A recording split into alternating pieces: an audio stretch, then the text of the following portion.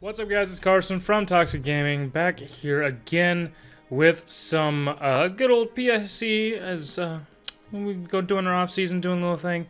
If you saw any of the PIC Twitter stuff, we are actually doing a Monotype off season with a bunch of other people that we actually invited into this. This is more a season for having fun, stuff like that. But as you can probably tell on the screen, I am facing Ashton Akai. Check out his YouTube and stuff down below. And I am fire, and he is rock. So this is going to be interesting to start off our very first match with. Now, the way this season is going is a little different than normal. We're actually doing pool play and then moving into a bracket format after that. So you will see me play two other people after this match, and they will be each playing each other as well to determine who gets the top four in our pool. And there are 3 other pools, so we can decide 16-man bracket with 16 different types. Now, the types that we omitted from people using, as you can tell, there's 18 types. We're only using 16. We took out both Fairy and Dragon, being that Fairy is limited as it is, and just for Fairy types in general to be able to use. And so when we took out Fairy, we kind of realized, oh shit, Dragon tears through literally everything. So we took out Dragon as well. We were thinking about taking out Ice, but then again, Dragon tore through everything. So we took out Dragon, and now we're going right here with the most important thing. Me against Ashton, fire versus rock. We are at a disadvantage right off the bat. But right now you can see on our screen here, we have Charizard, Volcanion, Victini, Infernape, Heatran, and Ninetales going up against his Diancie, which is Mega Diancie, by the way. Aerodactyl, Regirock, Cradily, Omastar, and Tyranitar. Now, we are only allowed, I believe, 10 Mons is what we can have, and the Mons that I have missing are Arcanine, Entei, and Fletchinder. Those are the ones I decided not to bring just because Arcanine and Entei, both physical attackers, really mainly, and I didn't feel like I could really beat him on a bulk-to-bulk side. And Fletchinder simply because it's 4 times weak. Yes, Charizard is, but he loses that 4 times weakness when he Mega Evolves to Charizard X, so that's the one we picked for this one.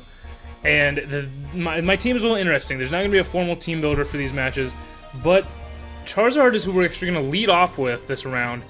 And the funny thing is, it's not a normal Dragon Dance D-Claws type Charizard X. This Charizard X has the only attacking move being Earthquake.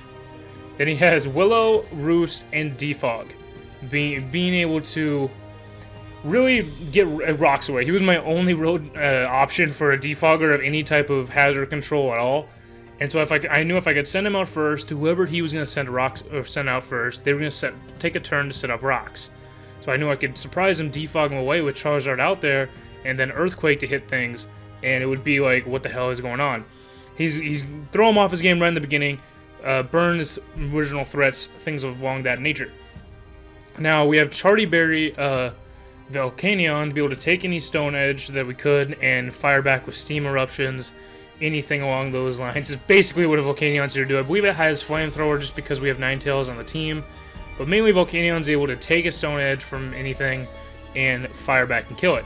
Victini is kind of the same way, but we're running a special Victini.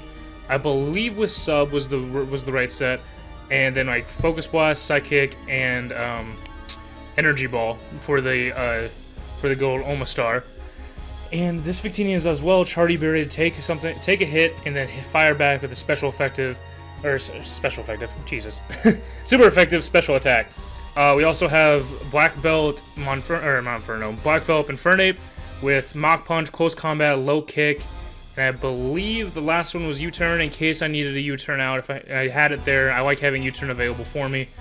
But this was our Infernape, and he was kind of our ace in the hole, hold back towards the end. Same thing with our Heatran. This is a Choice Scarfed Heatran to where the only thing that can outspeed us is a Mega Diancie Rock Polish or a good old, Double Dance Tyranitar, where it has to have 2 D-Dances up and potentially Aerodactyl.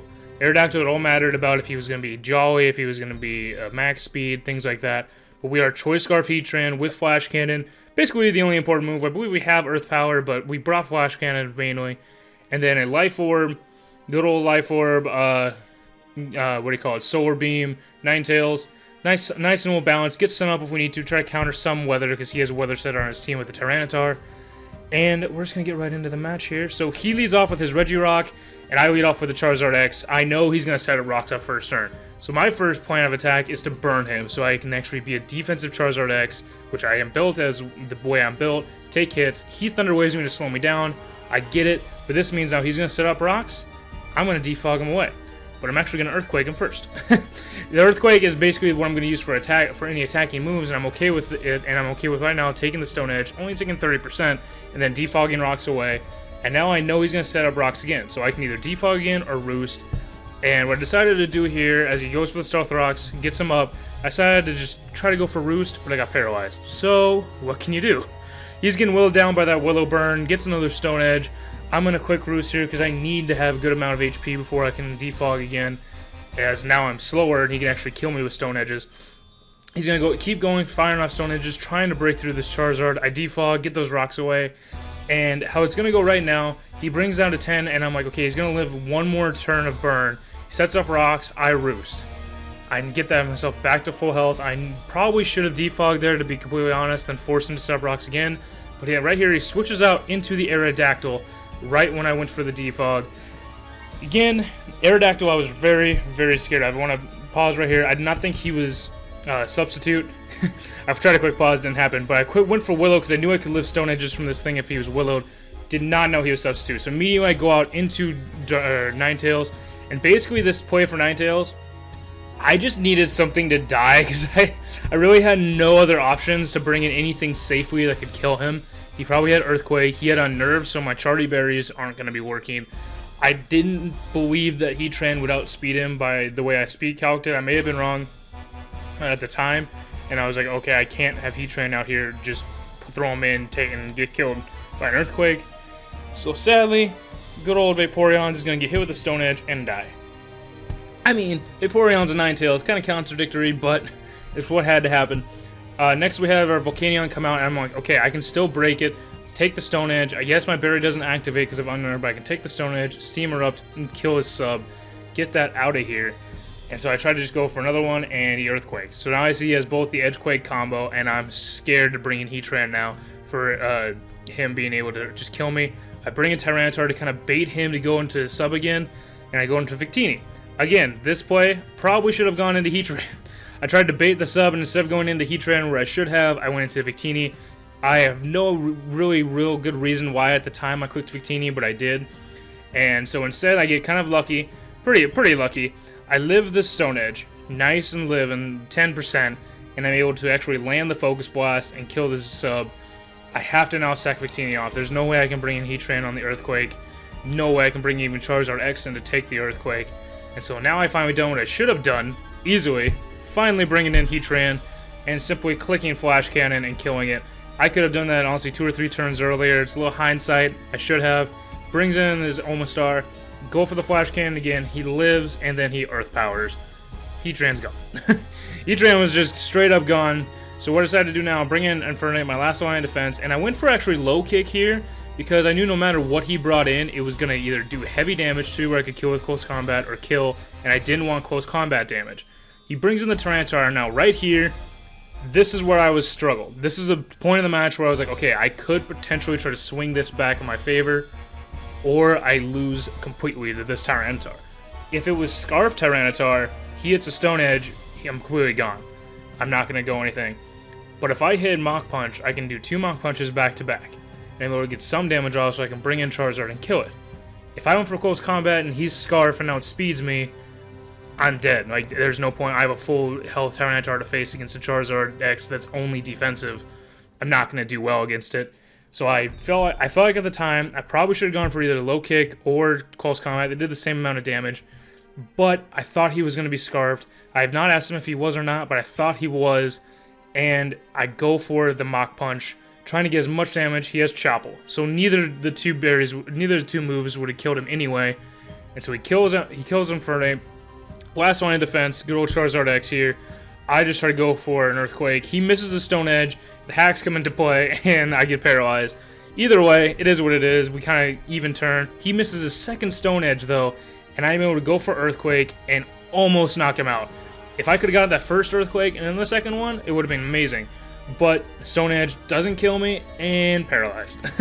So really the para from the Regirock first turn set up that Charizard was basically, the way the rolls happened, it kind of just fucked over the Charizard X for me, and I almost could have taken out that Tyranitar, but we did lose 4-0 to Ashton. We came in here with a type of disadvantage, and I have made some misplays. I get it. It's fine.